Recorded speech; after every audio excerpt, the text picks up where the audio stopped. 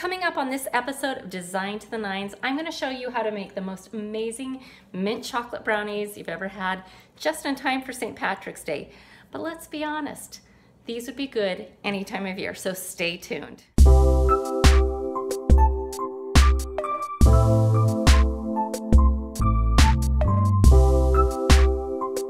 I'm Natalie with DesignToTheNines.com, where if it has to do with the home, you're gonna find it here, from DIY to interior design to some crafting and a little cooking. If that sounds good to you, I post weekly tutorials, so you're gonna wanna subscribe to my channel below with the notifications on so you don't miss a thing.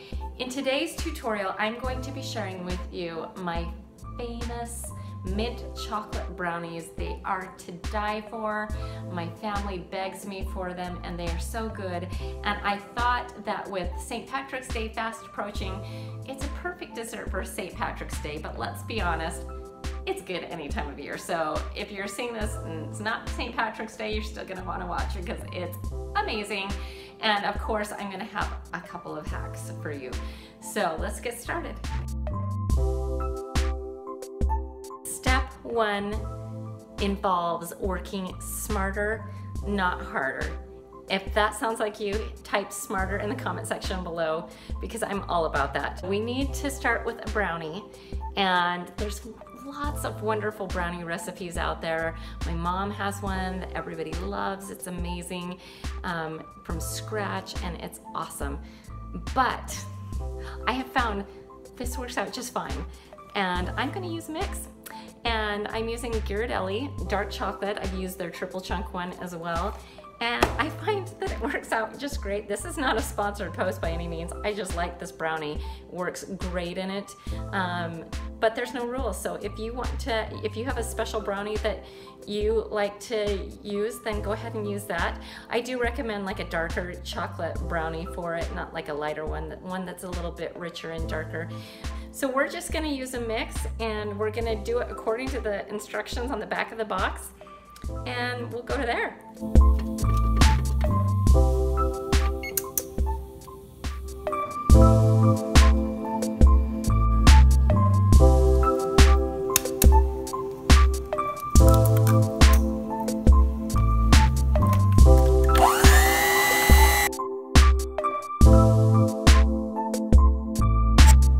Okay, so on the box it says it's for an 8x8 pan. I'm gonna use a 9x13 and it's gonna be fine. This is supposed to make a really thick brownie, so in here it's a little bit thinner, but it still is the perfect size. This is a non-stick pan, but just for added assurance, I'm gonna go ahead and use a little non-stick cooking spray. Time to put them in the oven.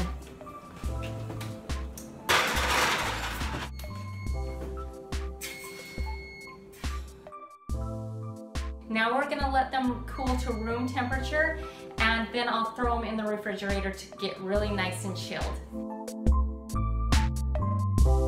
Before I start on step number 2, I do want to tell you that you're gonna wanna hang on to the very end when I tell you about a super secret group that I just started that you're gonna definitely wanna hear more about. But step number 2 is the mint buttercream frosting. One of the key ingredients in mint buttercream frosting is the butter, of course.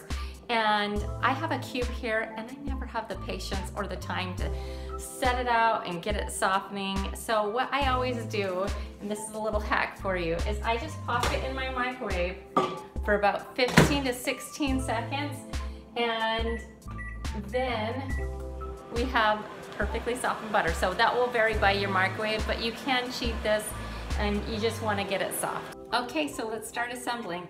We're gonna put 2 cups of powdered sugar in and 2 tablespoons of heavy whipping cream, but you could use milk if you want. I just like the heavy cream because why not? And then we're gonna add our cube of butter, a teaspoon of peppermint extract. Now, I actually prefer the straight mint extract, but peppermint will work. it seems like the mint one, the just straight mint one, is a little bit harder to come by. And so we'll just do the peppermint. It works out great.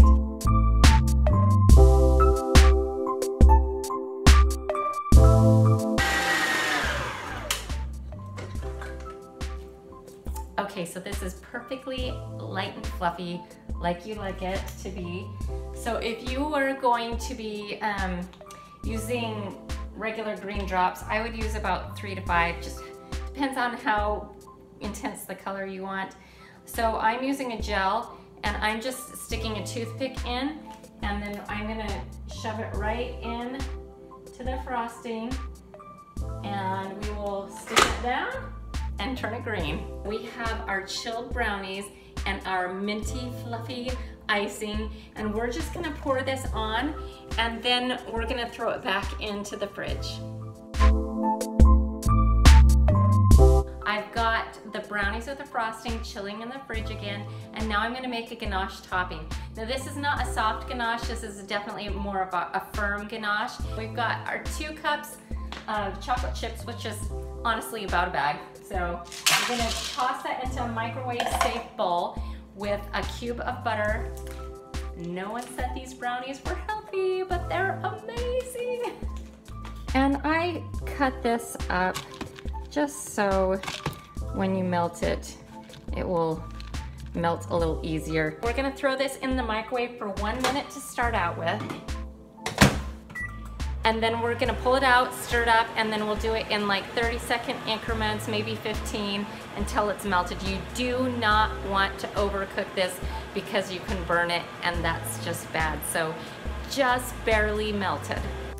One quick side note about the ganache. If you find that it's a little too thick as you're cooking it, you can add olive oil or coconut oil to make it a little bit smoother and a little bit more creamy. For this last part, you're gonna wanna work fast. First, you're gonna have your very cold brownies and frosting, and then we're gonna take our ganache and pour it over, but we need to work quickly because if we let it go too long, the frosting will start to melt and then kind of start to bleed into our ganache, and we don't want that. So we're gonna get this on as quickly as possible and then throw it back in the fridge.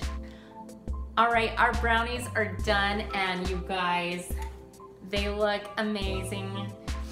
And somebody needs to invent scratch and sniff videos sooner rather than later because they smell so yummy. So now we're gonna just cut them up and plate them, and then we might even try them. There are our most amazing mint chocolate brownies.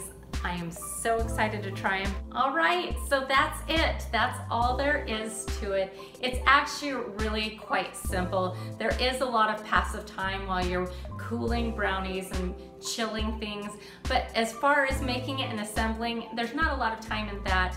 Super easy and so good. A perfect St. Patrick's Day treat, or really any time of the year. Let's be honest, we can have these anytime. So thank you so much for joining me today.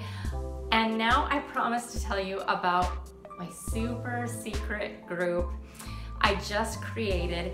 And the way you access that new group is by going over to my Facebook page, Design to the Nines, and asking to join my private group under that page called All Things Home Support Group.